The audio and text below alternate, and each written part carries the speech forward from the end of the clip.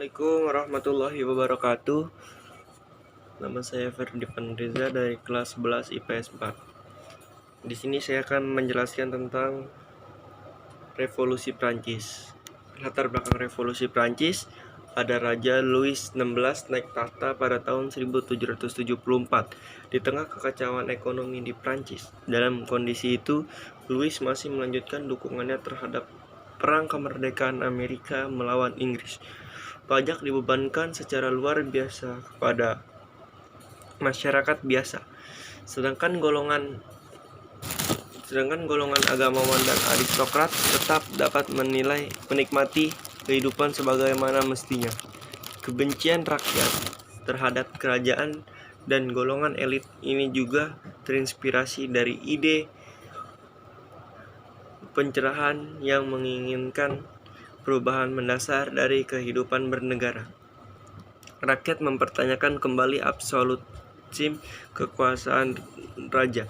Aristokrat dan agamawan yang tidak membela rakyat miskin, kebebasan beragama, serta keinginan mewujudkan kesetaraan dalam berbagai sendi kehidupan. Proses terjadinya Revolusi Prancis. 1. Masa Dewan Konstituante pada tahun 1789 dan sampai 1791. Majelis Nasional serta mengeluarkan surat keputusan 17 Juni yang kemudian ditolak oleh Raja dan meminta Majelis Nasional bubar. Majelis Nasional menolak bubar sebelum konstitusi terbentuk dan menamakan diri mereka Konstituante. Louis XVI mundur ke Versailles dijaga oleh sekitar 20.000 prajurit. Rakyat Paris yang marah dengan sikap raja kemudian menyerbu penjara Bastille. Penjara ini dianggap sebagai simbol kekuasaan absolut.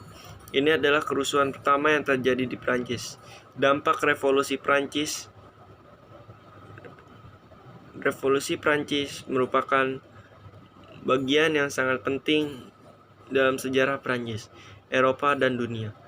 Peristiwa ini membawa dampak yang abadi dalam memperkenalkan ide demokrasi dan perlawanan terhadap monarki absolut di seluruh dunia. Ini beberapa dampak Revolusi Prancis. Yang pertama ada dampak politik, yang kedua ada dampak ekonomi, yang ketiga ada dampak sosial. Di sini ada pengaruh Revolusi Prancis bagi Indonesia. Revolusi Prancis berdampak besar bagi Indonesia, terutama dengan adanya pembubaran VOC pada tahun 1799. Hal ini bersamaan dengan munculnya Republik Bataaf yang mengambil alih pemerintahan kolonial di Hindia Belanda.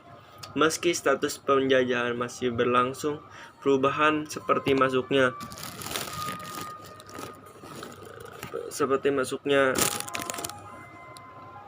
modal swasta, disusunnya UU Agraria tahun 1870, penentangan kultur stelsel oleh kalangan liberal, serta adanya politik etis pada awal abad ke-20 merupakan dampak jangka panjang dari Revolusi Prancis.